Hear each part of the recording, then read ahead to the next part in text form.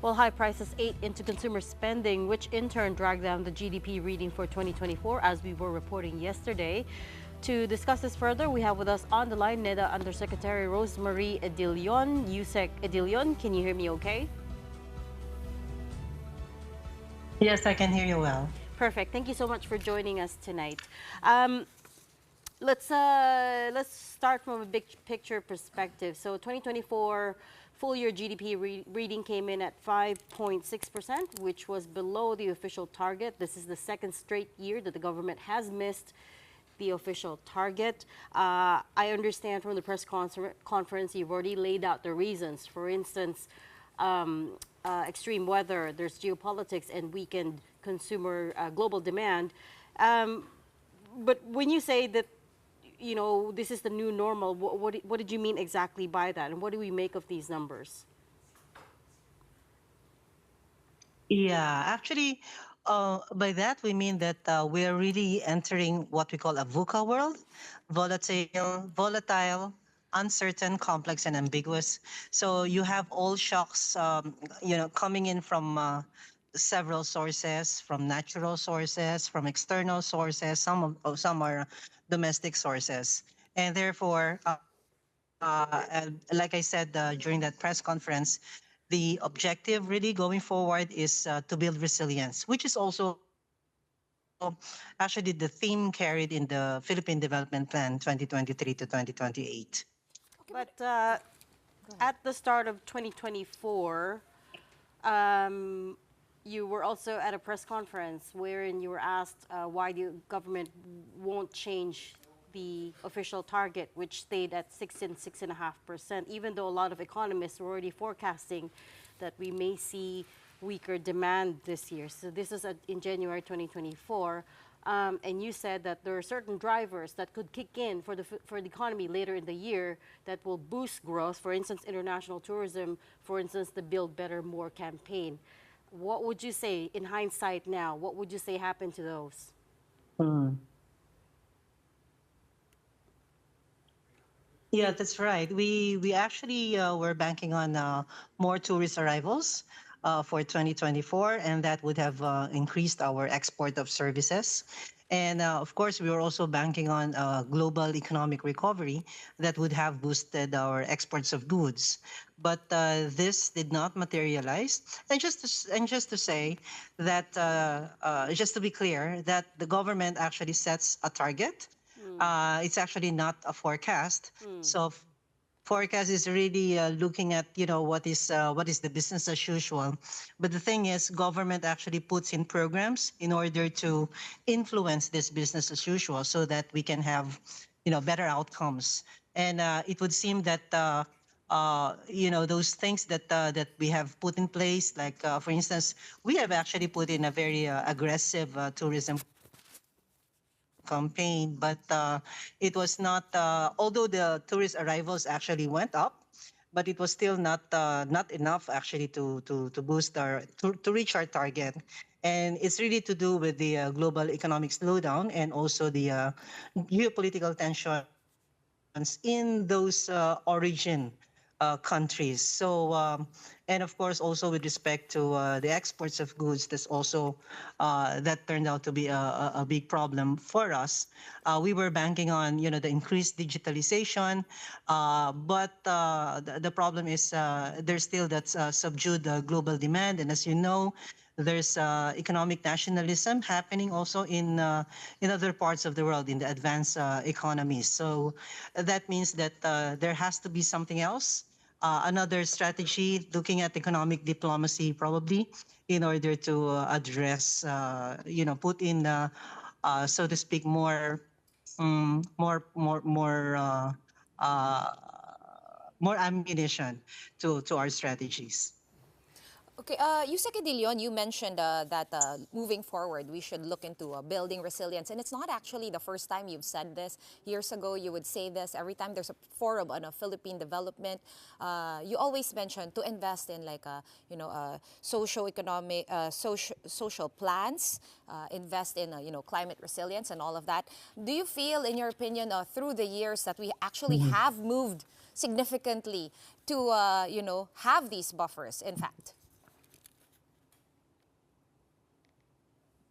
Yeah, actually, it will really take time building resilience. But for instance, with respect to agriculture, we have been investing a lot on irrigation facilities, which has been neglected for a very long time now. And with respect to this irrigation facilities, it's not just large scale irrigation. That's for the rice, that's for the water supply, that's for the power supply. But we're also looking at the small scale irrigation projects. That's for the high value crops. And this one has been the focus as well of the Department of Agriculture, as well as post-harvest facilities. Going forward, we will be investing in many more of the cold storage. So with respect to industry and then services, of course, there's the increased connectivity. And as I mentioned also during the press conference, actually, 7 of the infrastructure flagship projects have been completed, and we expect 11 more this year. And therefore, of course, in the grand scheme of things, this is still not enough. We still have, as you know, 6 years to go here, and but is really a step going forward. So these things are, building resilience is not something that we can achieve in a very short span of time. But I would say that we are actually building it up, and we are putting in the initial building block, so to speak.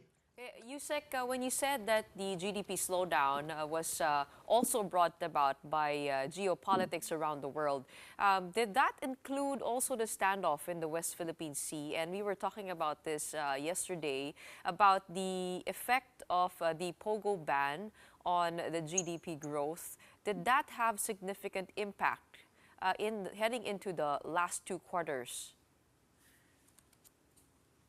Yeah, actually, just to clarify, the our GDP actually did not slow down because it was a 5.5 in 2023 and then a 5.6 in 2024. It's just that it fell below the target. Now, with respect to the WPS, sure, there was, of course, that would have exerted some impact on the economy.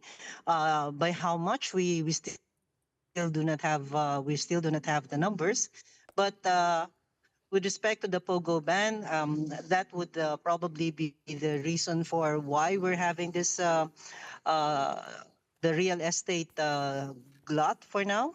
We have an oversupply of office spaces, and part of that is also because there's now changing preferences with respect to workplace arrangements, and part of that is of course the ban on Pogo. But we're hoping that soon this will be replaced by other micro small enterprises, the startups, that they can take up this real estate property. And the good thing is now they have come down, the prices have come down, and I think they could be at more affordable prices. Let me just do a quick follow-up to Gretchen's question.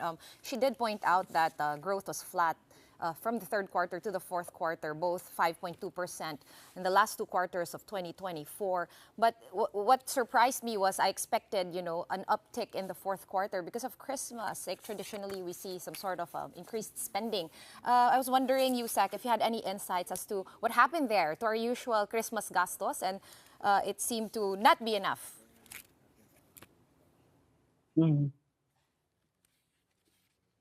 Yes. Actually, again, just to clarify, if you're talking about the quarter and quarter, then that would be the looking at the quarter to quarter growth rate, seasonally adjusted. It's actually a 1.8%. So that's a pretty decent growth rate. And if you look at the spending, it's the spending on food and non-alcoholic beverages that have actually gone down. And I think it's really to do with the elevated prices. Oh, sorry, not gone down, but has moderated. But with respect to the growth in spending on transport, spending on recreation and culture, that has actually gone up. which is as expected because of Christmas. And so we did see that that holiday spending happening, except that the traditional sources of holiday spending that was not that was not there. But again, just to say that it did not go down. It was still positive, but at a slower growth rate. And just to say as well that last year, fourth quarter of last year, we were coming up from a high base. And that's the reason why, for a year on year, it's the same as the third quarter year on year growth rate. Yusek, you talked about ramping up economic diplomacy to quote unquote put more ammunition into the government's growth strategy. Um, that's one thing that the president has actually been really focused on, which is to say to bring in foreign investors. And in fact, Finance Secretary Ralph Rector has just come from Davos in Switzerland at the World Economic Forum trying to sell the Philippines, accompanied by House Speaker Martin Romualdez. And I'm wondering whether all of these foreign trips are actually bearing fruit, or are we just continuing to see pledges that don't, translate into tangible commitments? What are you seeing?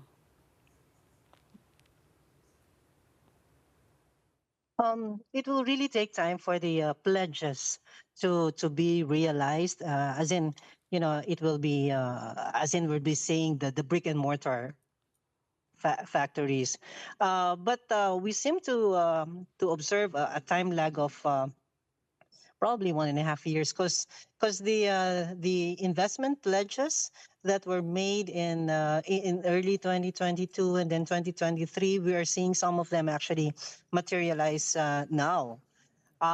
And of course, credit goes to the president himself and then the economic team, and of course, Secretary Dec Go, who really took a lot of following up in terms of what is it that government needs to do in terms of facilitating the transactions, all those permits that have to be processed so that these investment pledges or are become so that they be realized. So there is interest from foreign investors. It's just taking a long time. Uh, any insight as to why that is? 1.5 years to make pledges happen? That's quite a long time. Is it still red tape?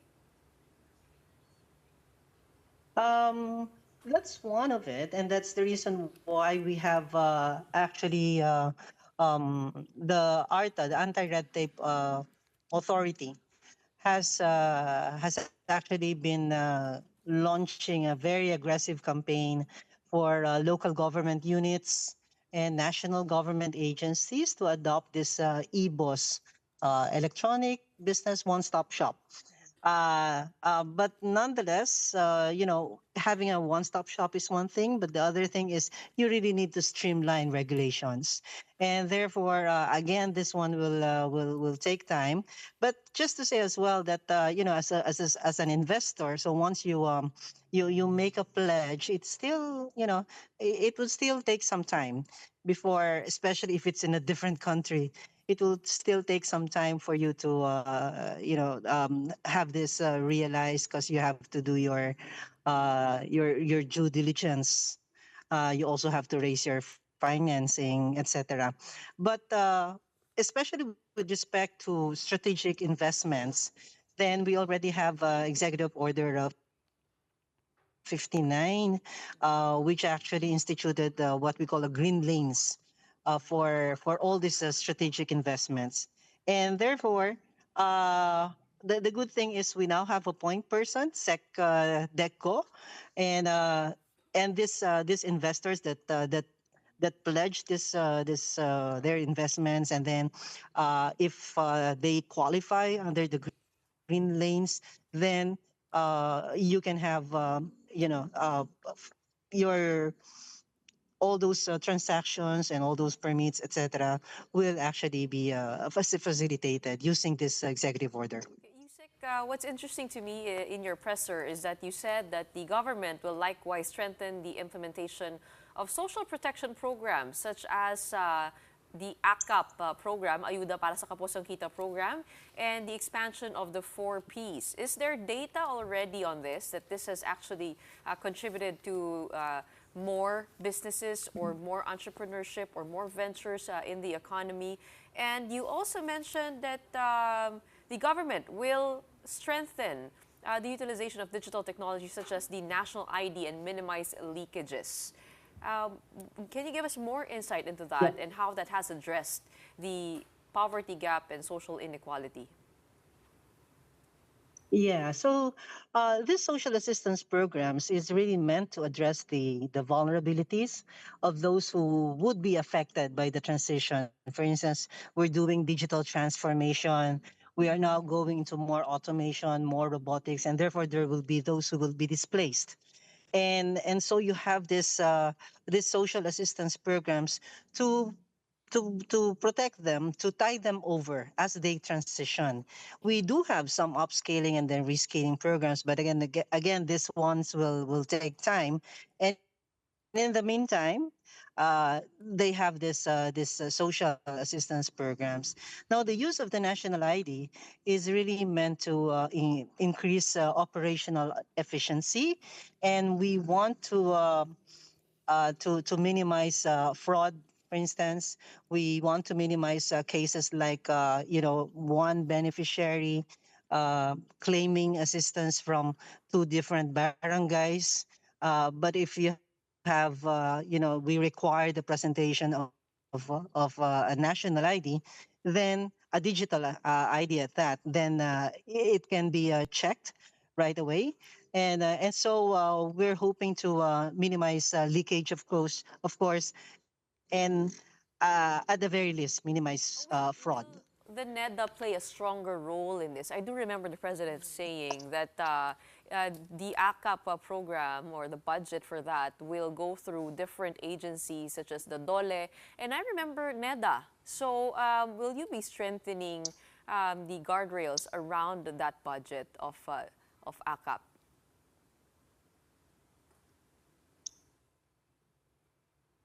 Um, the instruction to us was that we would help DSWD, so DOLE, DSWD, and NEDA will come up jointly with the guidelines in order to strengthen the ACAP program, make sure that we get the benefit to those who really need it the most, and of course minimize the leakage.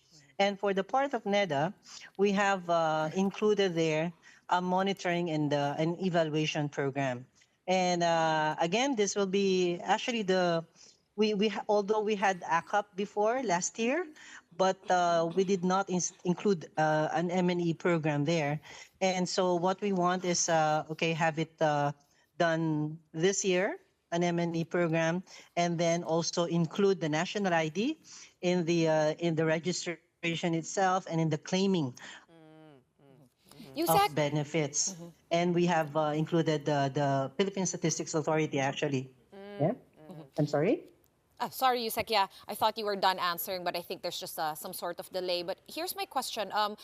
We have been talking about just this week, of course, that rice emergency that DA Secretary Tiu Laurel has been waiting for from the NPCC. We're also talking about a legislated 200 peso wage hike. How would these affect, our economic standing? Because I guess they're trying to address, like you said, if would these be considered building buffers? I mean, who doesn't want to get extra 200 pesos, right? And who wouldn't want cheaper rice? But how would these affect our numbers moving forward? Yeah, for that food emergency, actually there are two conditions that either of two conditions have to be satisfied in order to declare warrant actually a declaration of a food emergency. One is that there is a shortage, and the second is that there's unusually high prices. And so right now, with respect to rice, there really is no shortage, but what we're saying is that there's unusually high prices. But in the meantime, we do have lots of stocks in the NFA warehouses. So we're seeing that this could be addressed by NFA downloading its rice stocks and offering it for sale at lower prices. And so this one will actually help our kababayans who are really hurting with the high price of rice. Now, with respect to the minimum wage bill that is currently being deliberated in the House of Representatives, we have yet to see the details of that proposed bill. And as it is, our position is that we actually have already institutions that are in place to address these issues of the minimum wage, and we'd rather that we actually let these institutions do their work. But that said, we still have to wait for the draft bill in order to come up with a more complete position on this. All right. Do you foresee that all of these handouts, whether AKAP or AIX or a 200 peso daily minimum wage increase that's legislated, do you foresee that all of these handouts could then bring about unintended consequences like secondary inflation, which is what the economists that we've spoken to are worried about? So the idea for these programs is, of course, to protect the most vulnerable from inflation, but then with so much cash within the population now, that would also likewise bring up prices. What do you think? Yeah, if ever, and I'm not like I said, we still do not have a complete position on the legislated minimum wage. But if ever that gets granted, it's not really a handout because it will be granted to the minimum wage earner. Now, with respect to the rise, this will be only for a very temporary period of time.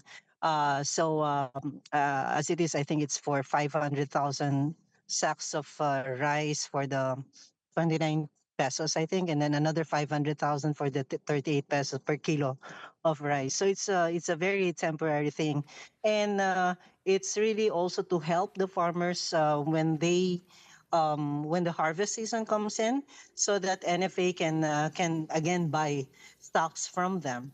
Now, with respect to ACAP, it's also meant to be a very temporary solution. It's meant for those who are displaced from work.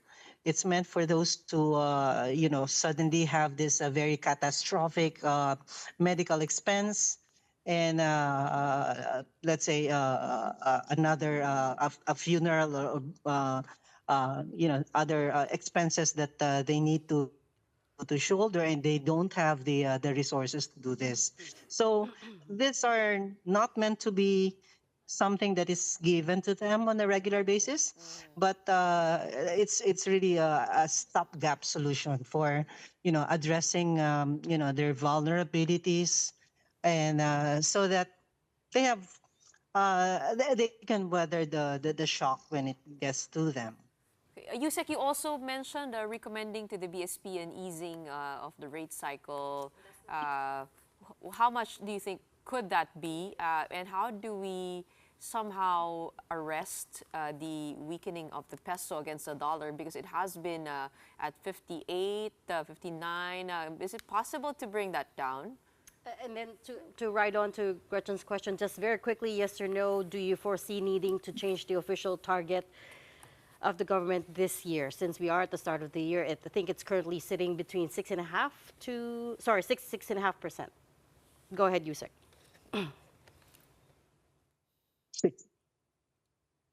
Yeah, okay. For the BSP, actually, we did not recommend. We're not really in a position to recommend, but we're just saying that these are the numbers that we're seeing with respect to growth, with respect to inflation, etc. This will also be the factors to be considered by the monetary authorities. They actually also sit in many of our economic meetings, and so they're very aware of the need to. Also make sure that growth is not hampered by very strict monetary policies. But that said, with respect to the exchange rate, our BSP actually follows a market determined exchange rate, And it's really that when you talk about exchange rate, then clearly you also talk about what is happening in the rest of the world, because versus the goods and services of other countries, and therefore that is it's really us versus our trading partners. So that clearly is a very delicate balancing act. Now, with respect to the targets, if we're going to revise them, currently our target is at growth target is between 6 and 8%. It's a very it's a wider bandwidth actually, and it's really because of the greater uncertainty, especially on the geopolitical side, and we will be coming up with a narrower band of this target as we as we get more data, as we are able to get some idea of the external factors, especially. Whether we will be revising it, that's for the economic team to decide, and we will be meeting sometime during the first quarter.